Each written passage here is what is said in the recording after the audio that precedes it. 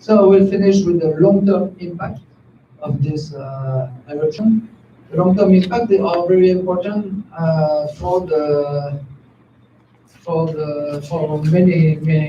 many aspects. Economic one, cultural one. For example, one of the main impacts is the agricultural issue. Lombok is very dry. It's considered as a dry country, dry island, and with poor soils and a lack of surface water. So you can see this picture, for example. It's very difficult to plant something because all is covered by pumice, and the pumice is not a very good material and very permeable, so the water cannot stay. So Lombok is, the representation is quite a poor island, poor soil and quite dry island, but actually the soil is not bad. It is quite rich and the water is abundant, but underground. So that means that before this eruption, this very big eruption that covered the product covered all the most part of this island. Before, Lombok was very fertile with good soil and a lot of water. And the good soil and the abundant groundwater is still here, but buried by the pumice. So maybe after some decades, Lombok will become green again because the pumice will be extracted. So we can see the abundant groundwater here, for example. This is a geoelectric profile. In red, it's the dry layers. So usually sand or pumice, and deeper more in blue and green, it's a more humid soil.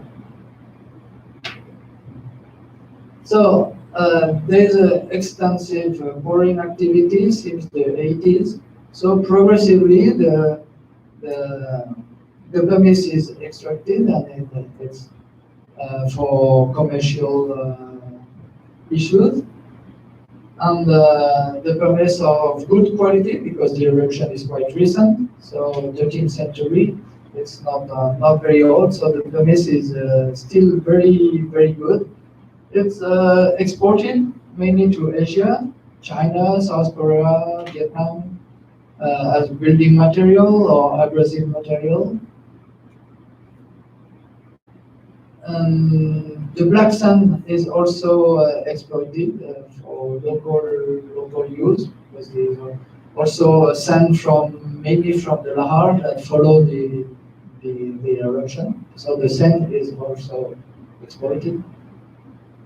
And the result of this extensive mining activities is the reduction of the extension of the PDC deposit and the sandy deposit. The result in the landscape is a drastic change. For example, you can see here the former, after the eruption, the former topography was here, not after the eruption. A few years ago, the topography, maybe 20 years ago, the topography was like this, with a Nindu temple on the surface here. And then because of the quarrying activity, the landscape totally changed. And now, because the sand and the pumice were extracted, now the soil is of good quality, and you can have paddy fields and what we call sawa there, and Lombok become slowly but surely green again.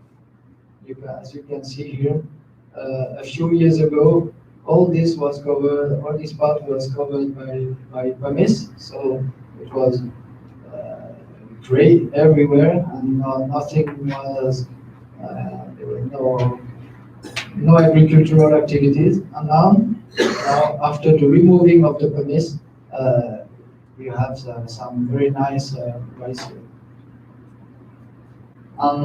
This pouring activity also needs to be better managed to avoid environmental problems. Like you can see here, the groundwater disturbance, pollution, and now some areas in Lombok are like this one.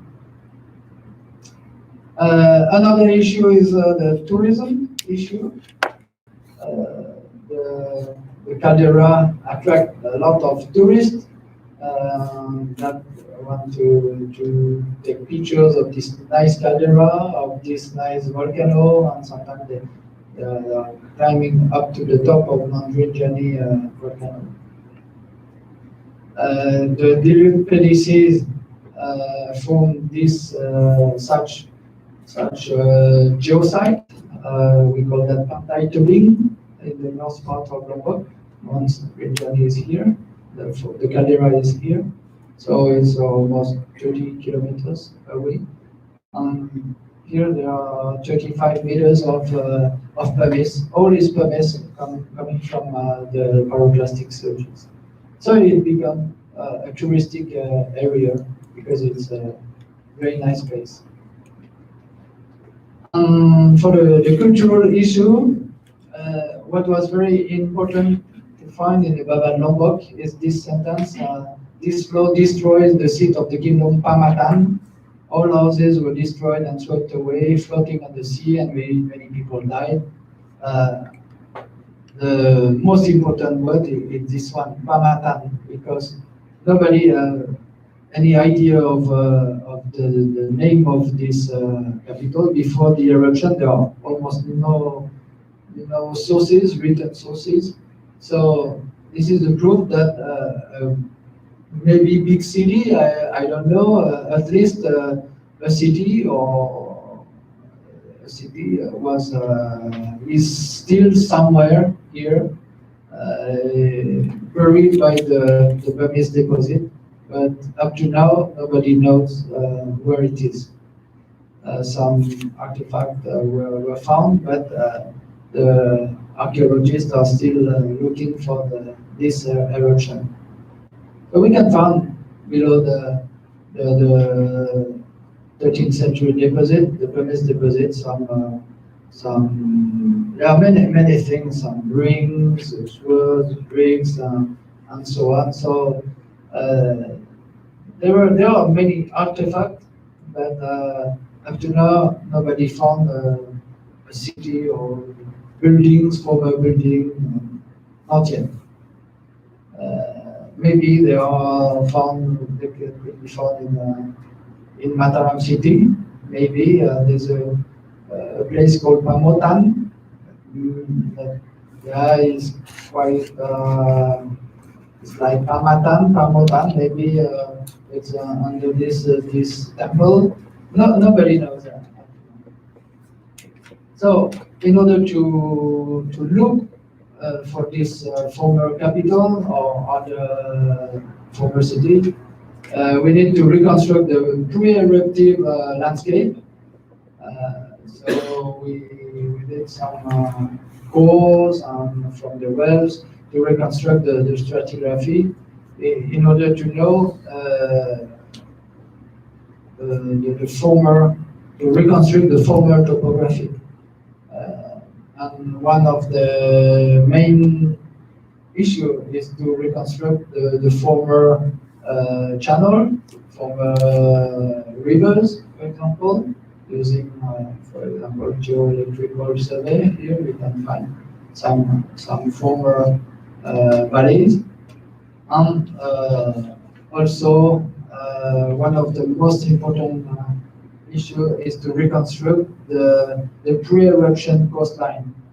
Here in Mataram, the main city of Lombok, based on our work, the former coastline before the eruption was almost in the center of the city now.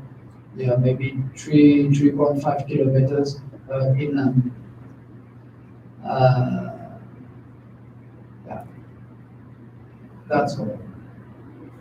So thank you. And waiting for the question. Maybe we still have time. Yeah, we have 50 minutes for question and discussion. It's very nice. So any question, please?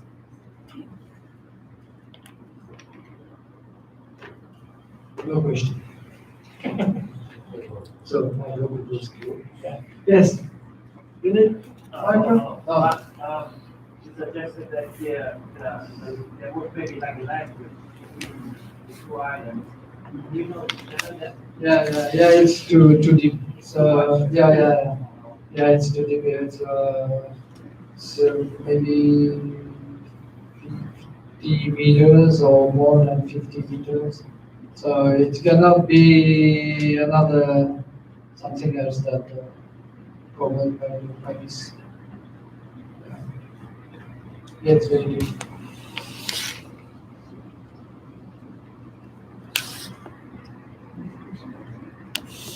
No.